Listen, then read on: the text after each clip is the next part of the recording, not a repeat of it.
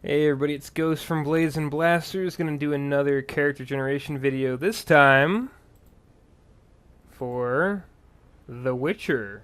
It's a new RPG that came out, I believe at Gen Con is what I was told, by Tet, who's our expert on all new things with RPGs, tabletop role-playing games. So, The Witcher, if you're a gamer or a fan of dark fantasy, you're probably aware of The Witcher. Basically, it's a very dark fantasy setting in which things are very bleak. The fantasy races often hate each other, and nobody is usually wholly good or evil. It's a lot of shades of gray. It's a very well-known book among the people who enjoy fantasy, dark fantasy, and it's essentially follows Geralt of Rivia, who is a witcher in the setting, somebody who hunts and kills monsters, is trained from a very young age to do so, and put through hell in order to become one. Um, but we're not going to go too deep into lore here. We're going to focus on the character creation portion. So, The Witcher has very fun character creation. There's roles for pretty much everything, and it does walk you directly through it. So we're going to get right into it here. Of course, if there's any questions about the video or decisions, you can definitely ask. Enjoy the music in the background as well. So, creating your own character. So, for this, you pick your race, run a life path, pick your profession, pick your statistics, all right here. So we'll go ahead and get right into it with picking a race. You've got your options of Witcher. Witchers must take the Witcher profession because it's tied in with them, and they have their own separate tree. Not going to roll one of those right now. If there's a request for it, I will, and go through things with that, and kind of my approach to it. You see they have all these different perks here. Each different race has their own perks. Elves, their own perks. Archers, kind of the typical trope that you would expect. Very artsy-fartsy and in tune with nature. Dwarves, craftsmen, strong, tough. And then your humans. And your humans, as you might expect, they've got their traits here. But this is kind of an interesting one because in a world where humans can't be trusted, humans look more trustworthy. So because you're more numerous, other humans are more likely to trust you than non-humans such as dwarves, elves, or witchers. So we're going to go with a human. And I have a sheet here in the game, and there will be a Witcher game soon being run by Tet. A little spoiler there. Not going to release when, but it's going to be an episodic, and there's going to be a lot of people in that one, so look forward to it. But we're going to go ahead and we're going to do up a character here. So one thing I like to do to keep track of things for my character is to sometimes copy and paste direct out the book. So these perks, I want to remember them, apply them later. For humans, I will plug it right in there in my bio, and then we'll just separate it out. So, that's race picked, humans. Life path, this is the best part. So, I'm going to roll for everything in life path.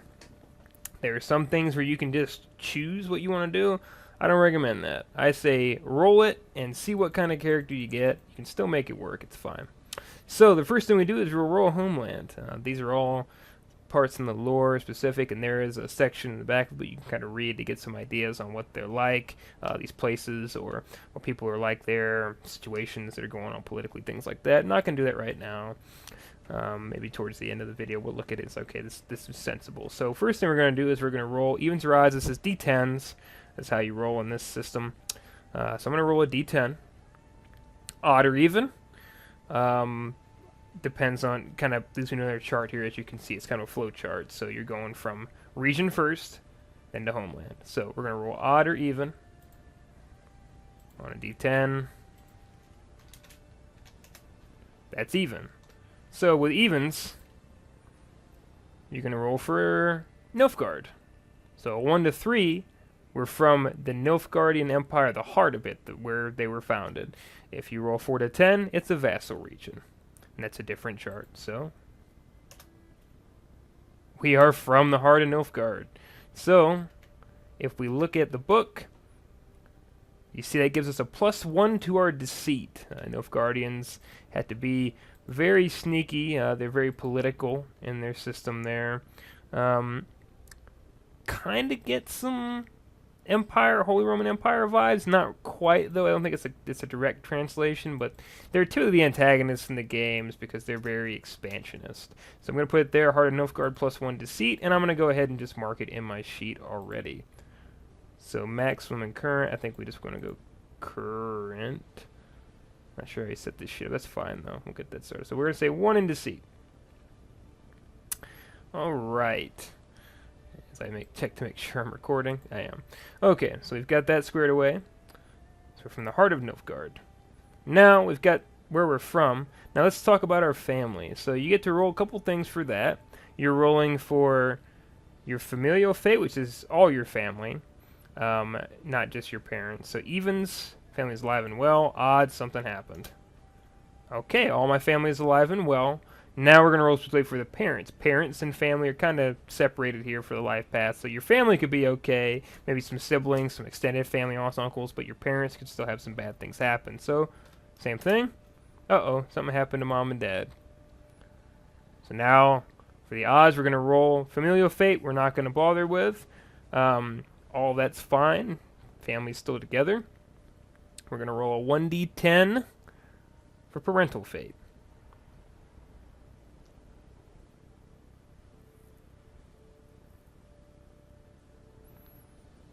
Okay. So D10. 8. So 8 for a Nilfgaardian. Your parents simply left one day. You may not even know why they did it. One day they just disappeared. So parents left. And we can mark that in background. So parents, all okay, and Heart of Nilfgaard, +1 Deceit. So we'll mark all that right here. Okay, so we've got our parents here. So family's still together, parents kind of bugged out on us. Family status, let's see about our family. So we're a little 1d10 here for the Nilfgaardian column. And that's a 3. Knights! We were knights. We get personal heraldry as starting gear, which gives us +1 rep. So it's very good. Reputation determines a lot of things in this game. People's reaction to you. Things like that. So we're going to mark that in the file.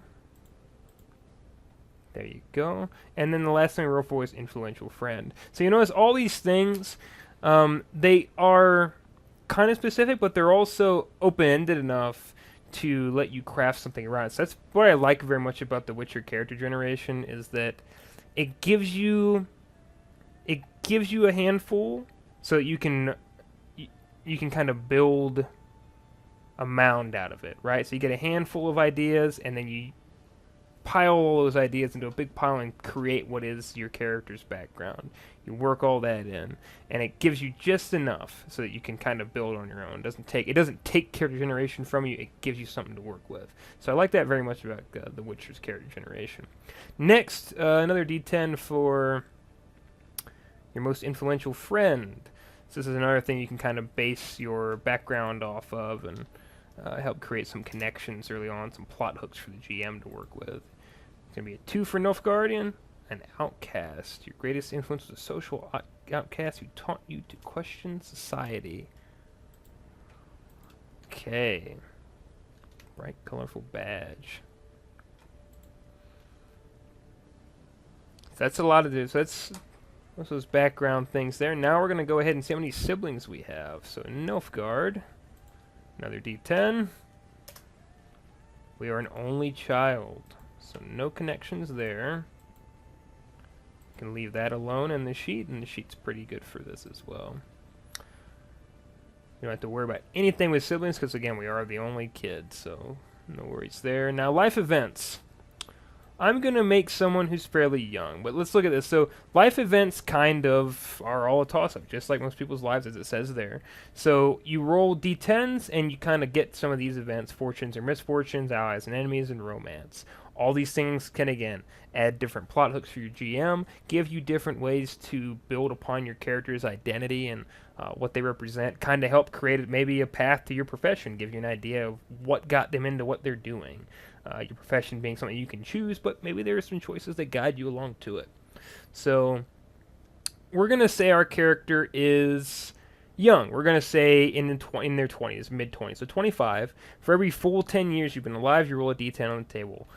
So we're going to roll 2d10 and see what we get. 7 and 1. So the 7 means allies and enemies.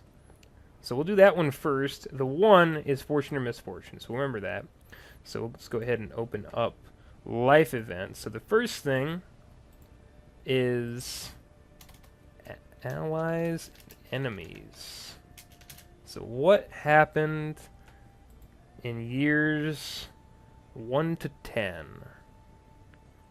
We made an ally or an enemy. Roll a d10. On an even, you make an ally, and an odd, an enemy. Okay? So we're going to see if we've got an enemy or not. It is an ally. So now we've got allies. We're going to roll off this table below here. And we roll for each column. So on a 1 to 10, we're going to roll for gender. And to save time, I'm going to roll 3d10. It's going to determine gender, position, and how we met. So one roll 3d10 for this. And go left to right. 6, 8, and 8. So it's a female priestess who you met while drunk and hit it off. All right.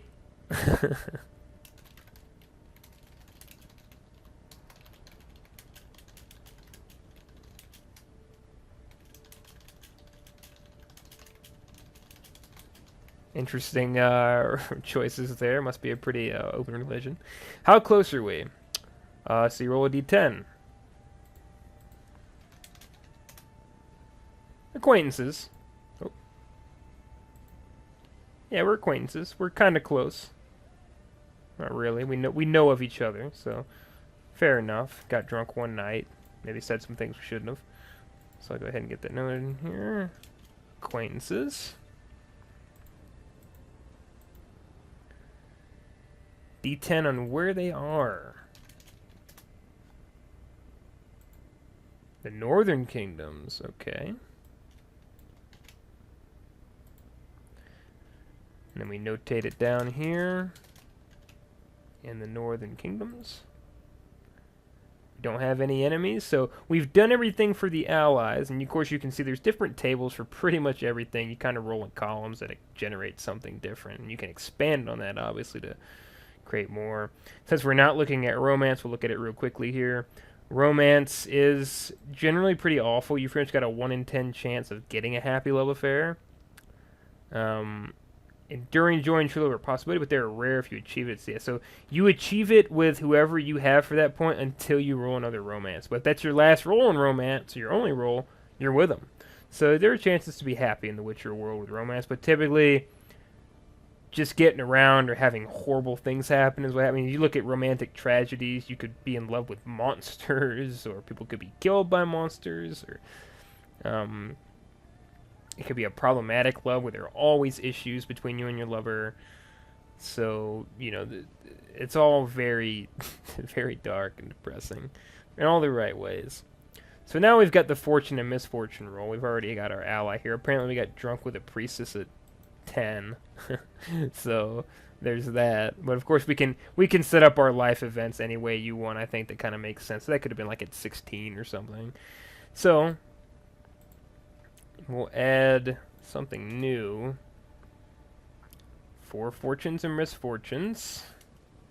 Let's roll a d10. I believe it's an even as a fortune. Yes, so d10. It is definitely a fortune. So fortune.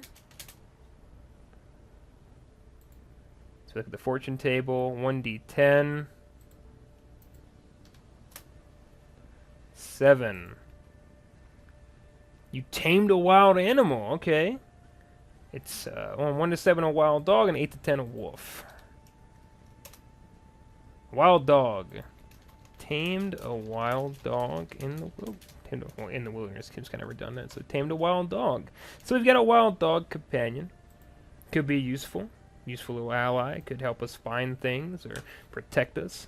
That's an interesting little thing we've got here to work with. So we've got that said. So that's our life path. Now we're looking at other things, personal style. We'll roll for this. Typically these are things that you're fine to choose from just because they don't necessarily dictate, but there are some differences here. So you need to look at your personality, your hairstyle, things like that. Those could all kind of play into what you're like. So we'll go ahead and roll on this and see what kind of weirdo we come up with. So 4d10, one for each column to see what we get for style. 6844. Traditional clothing.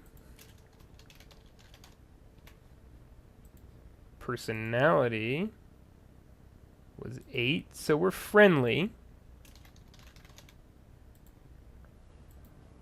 Hairstyle braided, and affectations, tattoos. So braided hairstyle and tattoos. So values. Roll 3d10 to go kind of left to right there. 511. So I value myself, which is interesting for a friendly person. Value money.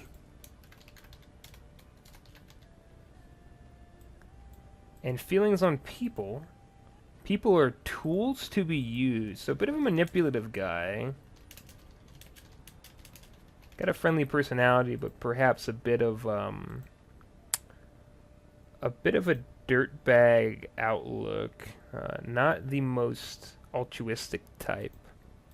People are tools to be used. Wow. And then example names. So we'll go ahead and just roll. We don't even have to roll for these. We'll just go with this is a Nordling, I think. No, it's an Elf Guardian, isn't he?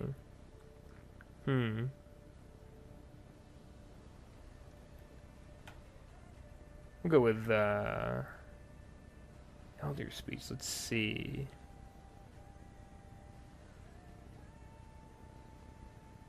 We'll go with Darren. I believe Elder Speech is market as character generation, there's no confusion. I believe Elder Speech is what the Nilf Guardians would use. They have very regal sounding names. So you choose your profession. There's 5 parts to it, which is skill, vigor, magic perks, skill package, starting you're okay. So let's go ahead and see about what we want here. So this guy is clearly out in the wilderness a fair bit. What is a sensible position to be in for that? So this is the one thing I want to see more professions eventually for this game, because it's very bit narrow. But that said, there's quite a bit you could do with each of them, because they all have different branching paths. So let's see, what would be out in the wilderness, traveling a lot? I would say somebody who believes that people are tools to be used, have a bleak outlook on life. So we're probably looking at criminals or mages. I'm going to keep it simple and go criminals. There's more that goes into mages with creating them. Obviously, I can go ahead and go further than that. But I think somebody who's like a kind of a grifter type, very friendly, using people, that fits the purview of a criminal. So this is each one of the professions has a class skill, which is something specific they can do.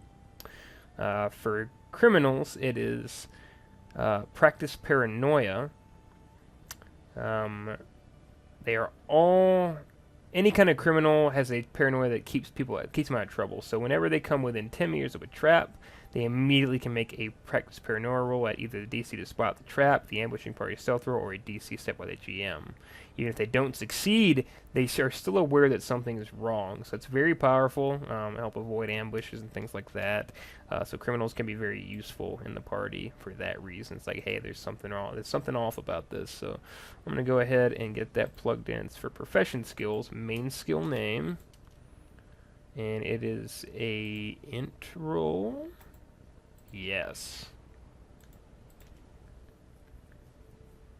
So I got that set. And then you see all the skills that they have available. Skill, sleight of hand, pick locks, streetwise, forgery. So you can kind of build them certain ways, being a more brusque type of thief where you're just going to strong arm someone, or you're sneakier, who's a cat burglar or an assassin. I mean, there's all kinds of different ways you could take criminal. That's the thing. I mean, you could take criminals many different ways. So when we're looking at that, well, first we'll do statistics, and then we'll talk about putting the skills in, because skills come after that. So we'll come back to that criminal main page to view it. So I'll go ahead and get it plugged in, so I know I am a criminal. We'll get a couple of these plugged in, actually. Human, male, criminal, Nilfgaardian. Okay. So statistics. You roll 9d10. You re-roll any 1s or 2s and allocate those numbers. So it's a roll 9d10 and allocate to your stats. So if you have a profession in mind, this isn't like a roll in order so you just aren't screwed like being a terrible thief. But you could certainly do that for the roleplay aspect. And again, I don't know if I've said it yet, but always make the character that you want to play and then optimize them if you want to. You don't have to never build just to be power game. It's never my intent. If that's something you want to do, sure. If you want to be like a super good thief, fine, fair enough. But always build the character you want to play first and then optimize them. So whatever fits the mold you create, I guess. Just make it fit as best you can. We'll make sure you have a good time with it. That's always my philosophy. But it's all about the RP. Let's roll 9d10 and see what we get. Not bad. I would say it's pretty fair. It's not the greatest thing in the world. It's a bit below average, but that's okay. We're going to put them in the right areas so they can excel. So these are going to be assigned to your statistics. Your statistics, as you can see here, are just your inherent abilities, how strong, smart, fast, things like that. And you can see all of them are derived here. Skills are derived from these main statistics. So you definitely want to make sure that you have some primary skills set aside, or primary statistics set up based on your role. So for thieves, or for criminals, when you think of a criminal, you are thinking pretty quick, intelligent, reflexive. But we're looking at somebody who's kind of a grifter. So they're maybe more empathetic than, you know, a straight-up combatant. Probably enough to be dangerous, I would say. So we'll go ahead and... I'm sorry about clicking on the wrong things here. So let's go ahead and assign these where we need them. So I'm actually going to go pretty high in empathy. I got a couple decent ones. I got to a 9 to 8. So I think I'll put the 9 empathy. And then in int an 8. Okay. Alright, so it's one of our 8s and 9s.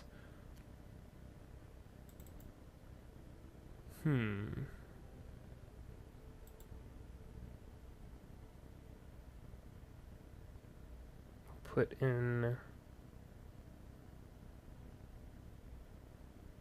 8 in reflex, maybe.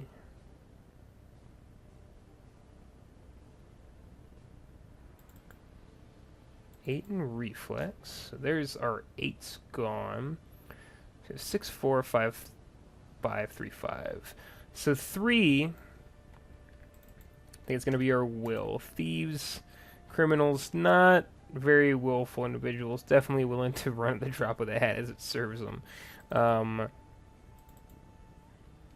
Speed, I think, yes, rather quick. They want to move. So you got 3 5s and a 4. 4, 5. That looks good to me. Let's get that all set. Stat total 47. That doesn't sound right. 8, 5, 9, 6, 8. Yep, that's all of them plugged in. Stat totals must not be reading right. That's strange. But nonetheless, it's fine. Hmm. So maybe up with Ted's sheet here. Anyway, um, we can always adjust that. It's no problem.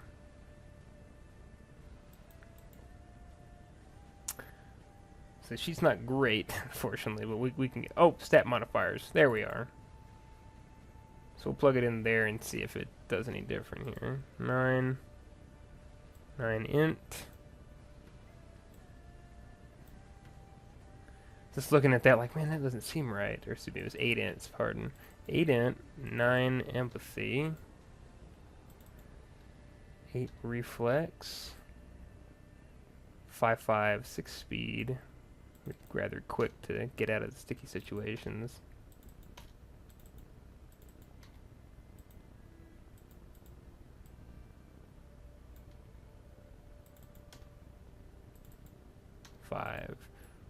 There we... That's still not deriving it right. That's strange.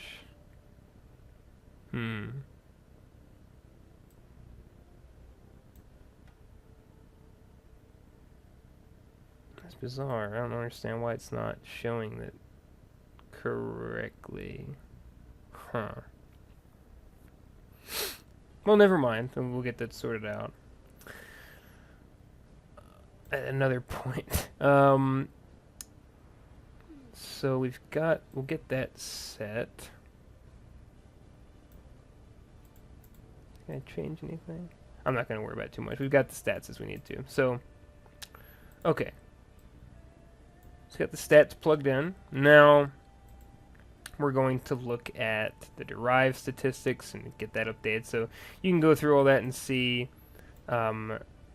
vigor has to do with spellcasters, mainly your stun rating, how that's derived.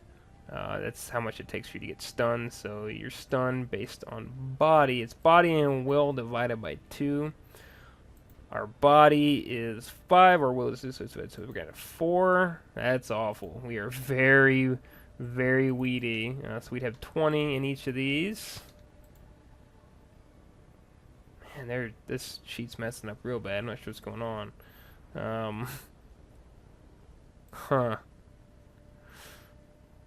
I'm a bit confused. Oh well, that's fine. We can, again, we're doing everything correctly here. It's just something going on with the sheet here, so pay no mind to that. We'll work it out. So body and will is 4, 20, 24, 40. So you can kind of see how that should look. And of course, body has to do with damages you inflict as well. If you're looking here, you do bonus melee damage. So for fighters, it's very important to have a good body rating. Especially if you're a melee type, you will have to get in there and bang, and you will want the good melee bonus there. Unless you're more of a dex-based fighter trying to avoid and counter parry blows and things like that. It kind of depends on how you build, but if you want to be a strong basher type, you need good body to do so. It also affects your hand-to-hand damage rating, which is pretty important if you're a brawler as well, if you like to get in there and beat people up. So you can see there are derived statistics as with many games based on your core statistics. Keep those in mind as you build. If you want to be particularly fast, run very quickly. Speed is very important. Speed being a very overlooked attribute in this game. But that said, we're going to go ahead and go through past some of the derived statistics. Just take note, it does very clearly lay out how to get those set up, and a lot of these derived statistics do have to do with body and will rating divided by 2 to determine it. So those are pretty straightforward. Now looking at skills, this is the meatiest part of it. So there are 2 portions that go into skills. The first one is just your class skills. You can't go any higher than 6 at character generation for any skill unless there is a specific racial modifier, or if there is a fortune event that happens that raises it above 6. So you cannot put more than 6 into anything for your skills at base first level. You've got your first 11 skills from your skill package in the profession and the defining skill that you have. For these skills, you have 44 points. So you can split these up however you want, but each one has to have 1 point at least. So I always like to find what I'm not going to use a whole lot of, put my point in it, then see what I've got. So I know I'm going to use a whole lot of. I'm going to have practice paranoia at 6 to begin with. So my profession skill, going to be skill level 6. Not even going to think about it after that. Boom, done. And what I like to do is find a place to mark it so that I can keep track. So right now, I'm going to mark it down. I have 38 more points to spend. So what are my other skills? We got sleight of hand, pick locks, streetwise, forgery, deceit, stealth, intimidate, small blades. So grifters, I feel like, are going to be very manipulative. So I feel like deceit's very important. I start with deceit with 1. So my understanding of it is if I already have a base plus 1, I can raise it up to 7 with this because you can't place higher than 6 at character generation. But I mean, if I'm getting something from something else, if I'm getting something from a background event, I would think you could take it above that. Yeah, see, bonuses like racial modifiers for everything character, you can go higher is a better idea. So let's see.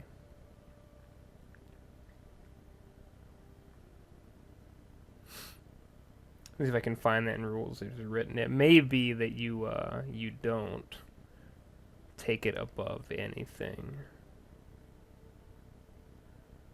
Need to take a look here. So you may not be able to bring it up past 6 at the first level based on what I'm seeing. So we'll double check just one more time to see. Bonus skills, yes. When you create your character, you now have a skill value higher than 6. As you level up your values, skill values cap out at 10. The perks you gain from your race can raise your skill above these ceilings. For example, if you decide to play an elf, put 6 points into archer right away, your marksman perk raises your initial archery value to 7. So if it's a race thing, I guess it doesn't matter. It can be applied, but it doesn't say anything about fortune rules just yet. I'll double check fortune to see, not that it applies in this case necessarily.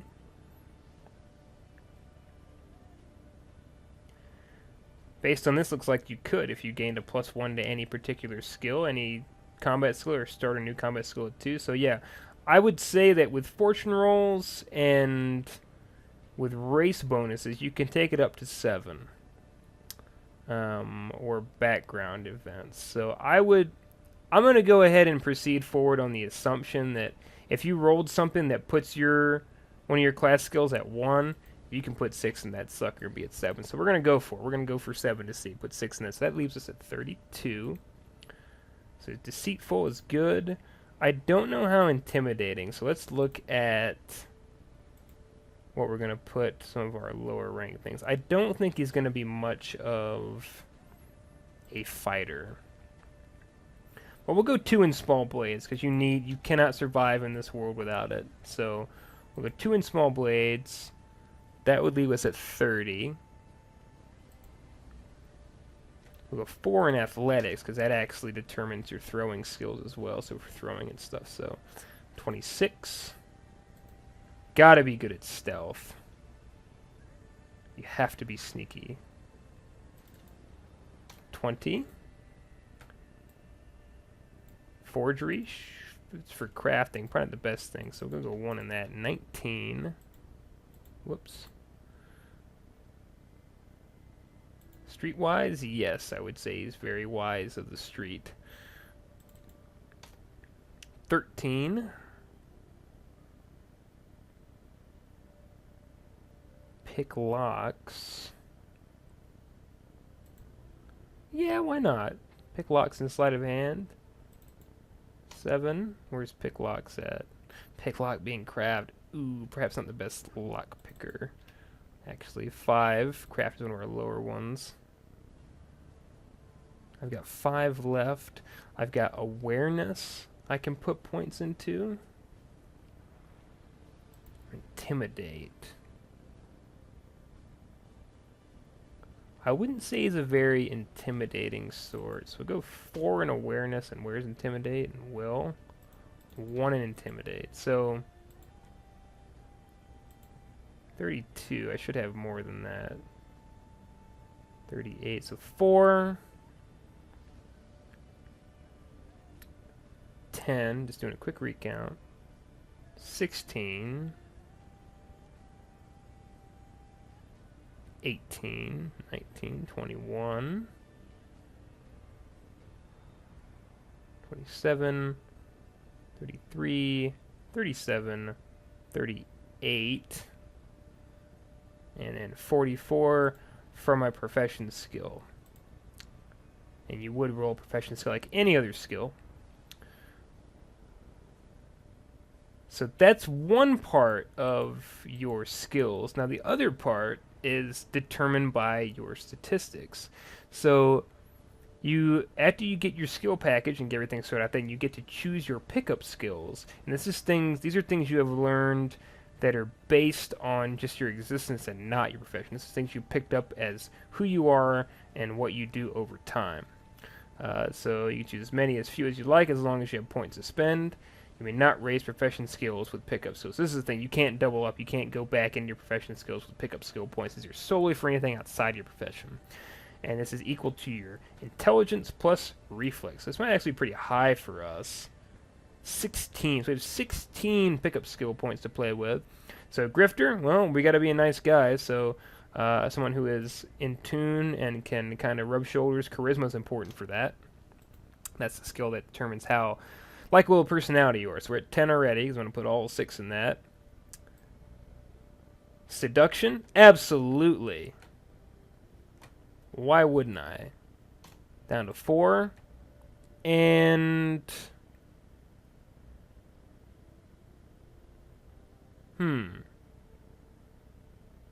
Persuasion. You know what? I'm going to change my mind. I'm going to go down to 4 here. So I've got 6. And we're going to go 3 and 3. We're going to go 3 in persuasion and 3 in human perception. So we can kind of read people. I think it's important for a grifter to read into people. We may actually want to go even higher on that for human perception. I kind of like the idea of being able to very, very well read people. So I think 3, so 6, 9, let's see, 6, 10, 16. So yeah, we're going to go high in human perception because I believe human perception is reading into people. For empathy, let's take a look at empathy, and you can kind of see it goes over all the benefits. So for human perception, reading people's emotions. That's perfect. So yes, very high skills for reading emotion. Able to kind of read into them, and then from knowing how someone's feeling, find the approach we need to take to manipulate them or to get what we want from them. That's very much the grifter mindset. I enjoy that.